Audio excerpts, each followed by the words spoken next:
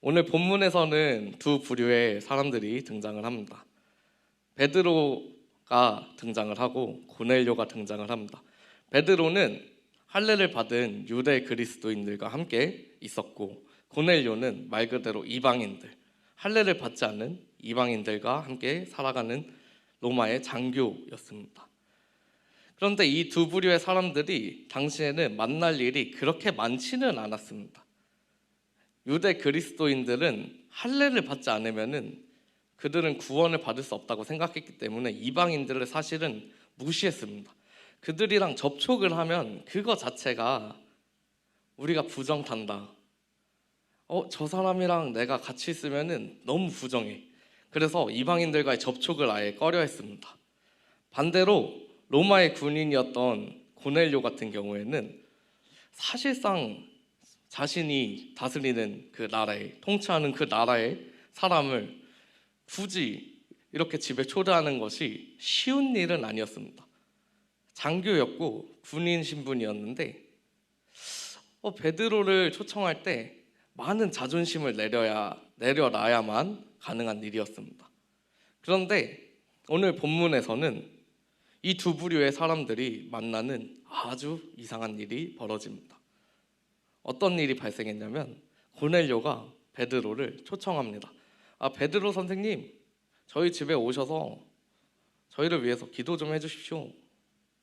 초청을 합니다. 베드로가 이 설명을 듣고 그 초청을 듣고 처음에는 이방인이 나를 왜 초대하지?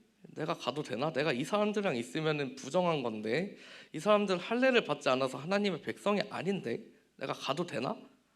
약간 이런 의심을 하면서 어쨌든 가지 라는 생각으로 갔어요. 고넬료의 집에 갔어요. 고넬료의 집에는 많은 사람들이 있었습니다. 근데 그 많은 사람들이 다 이방인들이었습니다.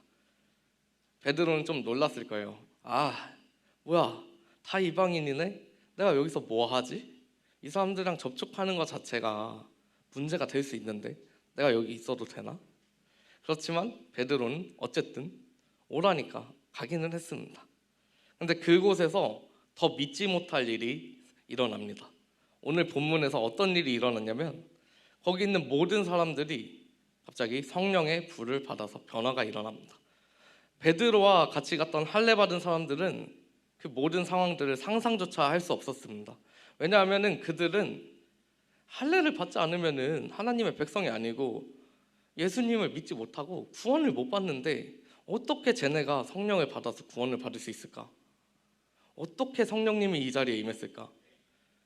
베드로가 성령을 받았던 것은 예수님이 십자가에 달려 돌아가신 후에 그들이 마가의 다락방에서 모여서 함께 기도할 때 그 자리 가운데 성령이 임하고 그들의 삶에 변화가 있었습니다. 이것은 그저 소설이 아니고 실제로 일어났던 일이고, 그 복음이, 그들이 성령을 받음으로 인해서 복음이 많은 곳에 전해지기 시작합니다. 그런데 할례를 받은 유대 그리스도인들은 설마 이 복음이 우리를 위한 거겠지, 하나님 우리를 위해서 오셨지, 우린 선택받은 백성이잖아, 우리는 무려 할례를 받았는데, 하나님의 백성이라는 징표를 받았는데 저 받지 않은 사람들은 이미 하나님이 포기한 사람들이야, 이미 저 사람들은 자격이 안 돼, 할례를 받지 않았기 때문에 이방인들은 복음을 들을 필요가 없어 라는 생각으로 그냥 그 이스라엘 주변 유대 그리스도인들한테만 복음을 계속 전하고 있었습니다. 그런데 베드로는 오늘 이 고넬료의 집에서 일어난 이 사건을 통해서 하나님이 이 하나님의 증표 할례를 받지 않은 백성들에게도 이 성령을 부어주셨다. 이 사건은 베드로에게 있어서는 굉장히 큰 충격으로 다가왔습니다. 사실 억울하죠. 하나님의 증표를 받은 백성으로 열심히 살아왔는데 저 사람들은 그냥 날라리처럼 양아치처럼 막 살다가 갑자기 성령이 그 자리에 임하는 것을 보고 살짝 어이가 없었을 수도 있습니다. 하나님, 저는 하나님의 백성 증표를 받은 사람으로서 열심히 살았잖아요. 근데 쟤네는 왜 갑자기 성령을 받죠? 하나님이 우리에게만 주신 선물이 아니었나요? 왜 저들도 받을까요? 하나님, 왜죠? 라는 물음을 했을 수도 있습니다. 오늘 이 본문의 상황은 오늘날 우리가 다니는 교회의 상황과도 굉장히 비슷합니다. 교회에 기존에 오래 다니던 아이들이 있습니다. 선생님들이 계십니다. 신앙적으로 바로 세워주신 분들이십니다. 믿음이 있으십니다. 그런데 교회에 처음 오는 친구들, 얼마 되지 않은 친구들, 그런 친구들이 막 교회에서 사고를 칩니다. 막 교회에서 담배를 펴요. 술을 마신다고 막 얘기하고 다녀요. 막 저 친구 갑자기 막 남자친구와 관계를 했다고 자랑을 해요. 교회에 물을 흐린다고 생각이 드는 거예요. 그런 친구들이. 교회를 원래 다니던 사람 입장에서는 쟤네 교회 이런 곳 아닌데 왜 와가지고 난리치지? 저 친구들 교회 안 나왔으면 좋겠다. 저 친구들은 하나님이 사랑하지 않을 거야. 저 친구들은 성령을 받을 자격이 없어. 라는 말로 그 친구들을 죄인으로 몰아붙입니다. 그러면서 그 친구들을 왕따시키고 교회 너 오지 마. 너 그럴 거면 왜 다녀? 정죄하기 시작합니다. 네, 정죄하기 시작하는데 그 정죄가 더 심해집니다. 너 너무 죄인이야. 교회를 다니는데 어떻게 담배를 필 수가 있어? 교회를 다니는데 어떻게 술을 마셔? 교회를 다니는데 왜 싸우고 다녀? 왜 친구를 왕따시켜? 너는 교회 다니면 안 돼. 너는 오지 마. 그럴 거면은 교회 오지 말고 나가서 놀아. 노는 게 더 재밌잖아. 라는 말로 그 친구들을 정죄합니다. 그러다 보면은 새로 나오던 친구들은, 또 신앙이 없던 친구들은 점점 더 교회에 흥미를 잃어가기 시작합니다. 교회 재미없네. 내가 예수님 한번 만나보려고 왔는데 나를 멀리하네. 아이들과 가까이 갈 수가 없네. 저 아이들은 나랑 다른가? 나는 진짜 예수님을 만날 수 없나? 나는 진짜 성령을 받을 수 없나? 라는 생각으로 교회를 떠나게 됩니다. 가뜩이나 교회를 떠나는 게 더 쉬워요. 생각해 보십시오. 이 주일에, 이 귀한 시간에, 잠을 자기 너무나 좋은 이 시간에 굳이 이 어둑칙칙한 충만성전 지하에 와서 예배를 드리고 있습니다. 친구들이랑 마라탕 먹으러 갈 수 있는 귀한 주일 오전에, 오후에, 점심시간에 나랑 친하지도 않은 교회 친구들이랑 밥을 먹고 있습니다. 되게 생각해보면은 교회에 적응하는 것보다 교회를 떠나는 것이 더 쉽습니다.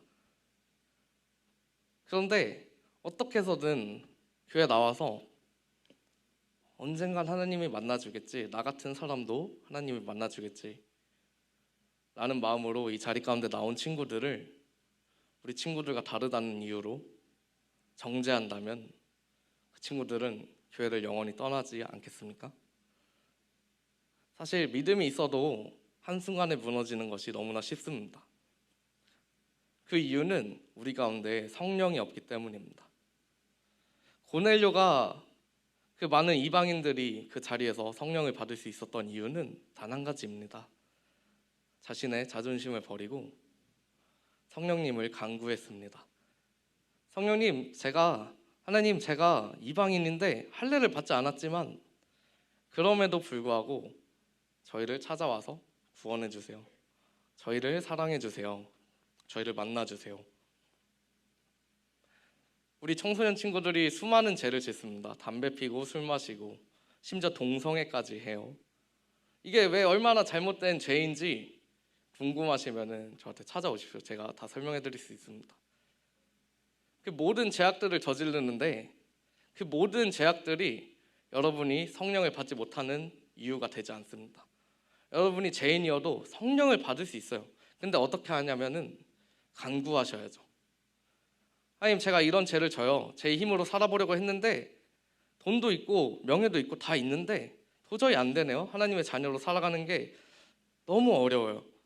저는 하나님의 징표를 받지 않았는데 어떻게 해야 될까요? 하나님, 제발 저를 찾아와 주세요. 성령님, 저와 함께 해주세요. 우리 친구들 이런 기도를 좀 드려봤으면 좋겠어요. 성령님, 저는 너무나 죄인입니다. 수많은 죄악을 지었습니다. 동성애에 빠지기도 했고 술, 담배에 빠지기도 했고 친구들 관계에 빠지기도 했고요. 거짓말을 하기도 했습니다.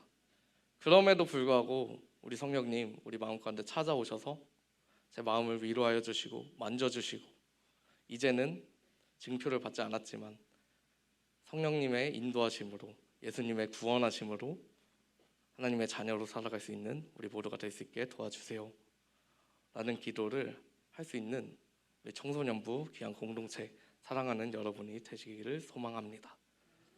말씀을 정리하겠습니다. 고넬료는 이방인이었습니다. 그런데 성령을 받았습니다. 오늘 말씀의 포인트는 누구나 성령을 받을 수 있다는 것입니다. 제가 죄를 졌어요. 어떠한 죄악에 빠져 있어요. 그런데 성령님, 저를 좀 도와주세요. 이제는 죄를 안 짓고 살아가고 싶어요. 제가 좀 변화되고 싶어요. 그러니까 저를 찾아와 주시고 저를 만나주세요. 제가 이렇게 죄악 가운데 묻어있지만, 너무 어둠 가운데 묻혀있지만 우리 성령님, 우리 마음 가운데 찾아와 주세요. 이 고백이 사랑하는 우리 여러분의 고백이 되기를 간절히 소망합니다.